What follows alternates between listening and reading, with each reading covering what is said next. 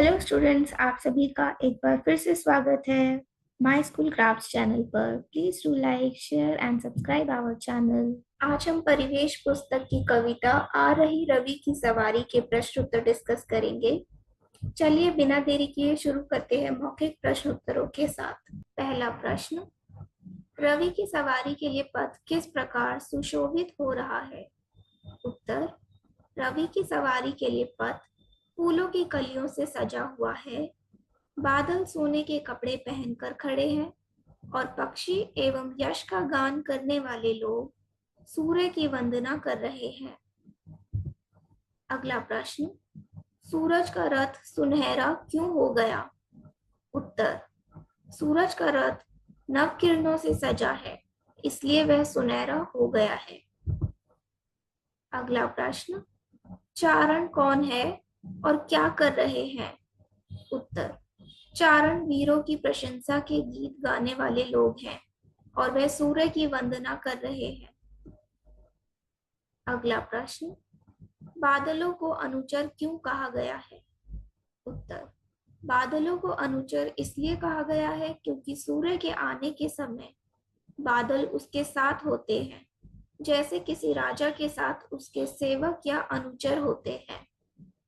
आगे बढ़ने से पहले आई होप आपने वीडियो को लाइक और शेयर कर दिया है, और अगर आपने अभी तक चैनल को सब्सक्राइब नहीं किया है तो जल्दी से सब्सक्राइब बटन पर क्लिक कर दीजिए ताकि हमारी वीडियोस आपको सबसे पहले मिल सके। लिखित प्रश्न उत्तर, लघु उत्तरीय प्रश्न। पहला प्रश्न, कवि को बादलों की पोशाक स्वर्ण से क्यों लग रही है? उत्तर, कवि को बादलों की पोशाक स्वर्ण से इसलिए लग रही है क्योंकि आसमान के बादल उगते सूरज की किरणों से सुनहरे हो गए हैं और ऐसा प्रतीत हो रहा है मानो बादलों ने सोने की पोशाक पहनी हुई है। अगला प्रश्न, पक्षी किस प्रकार कीर्ति गायन कर रहे हैं? उत्तर, पक्षी अपने मधुर गीतों से सूर्य की प्रशंसा कर रहे हैं और सूर्य के आगमन की खुशी में उत्साह से गा रहे हैं, जिससे सूर्योदय का वातावरण सुंदर और आनंदमय हो रहा है। अगला प्रश्न, तारकों की फौज कहाँ चली गई? उत्तर, तारकों की फौज यानी तारों की सेना सूर्योदय होते ही छिप जाती है।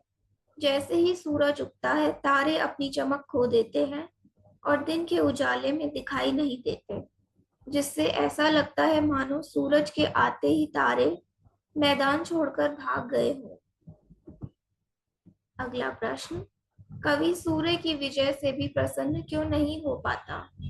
उत्तर, कवि सूर्य की विजय से भी प्रसन्न इसलिए नहीं हो पाते हैं क्योंकि वे जानते हैं कि जिस प्रकार सुबह के वक्त सूर्य आकर चांद की रोशनी को छिपा देता है, उसी प्रकार शाम होते ही सूरज छिप जाता है और चांद गर्भ से चमकता है।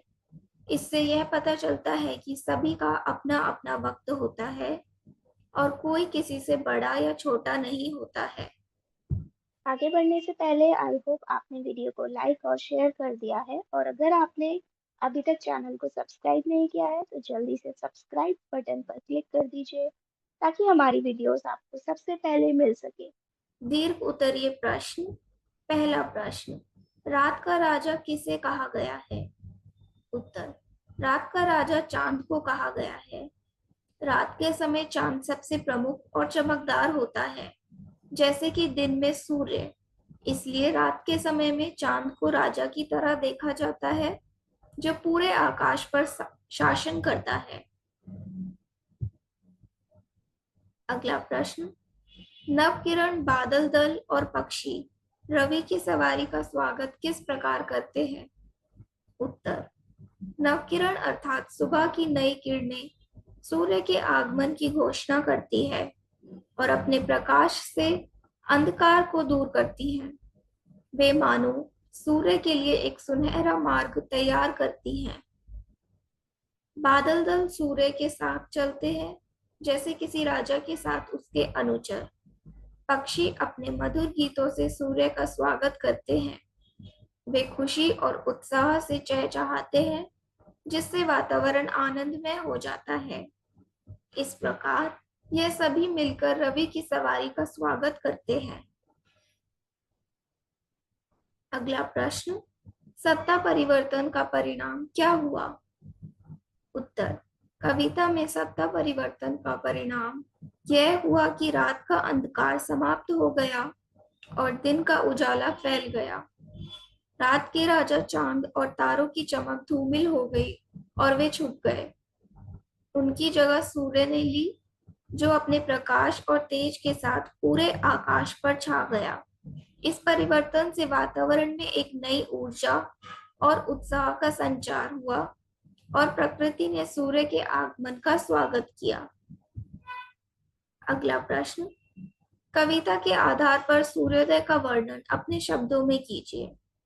उत्तर, सूर्योदय का समय बहुत ही मनमोहक और उत्साहजनक होता है। जैसे ही सूर्य उगने लगता है, नव किरणें आकाश में फैल जाती हैं और अंधकार को दूर भगाने लगती हैं। इन सुनहरी किरणों से बादल ऐसे प्रतीत होते हैं मानो स्वर्ण की पोशाक पहने हुए हो और सूर्य के साथ चलते हुए उसके अनुचर के समान लगते हैं। पक्षी खुशी से चहचहाते हैं और अपने मधुर गीतों से सूर्य का स्वागत करते हैं। इस समय पूरी प्रकृति जाग उठती है और एक नई ऊर्जा और ताजगी का संचार होता है। रात का अंधकार और शांति धीरे धीरे समाप्त हो जाती है और दिन का उजाला और जीवन का उल्लास चारों ओर फैल जाता है।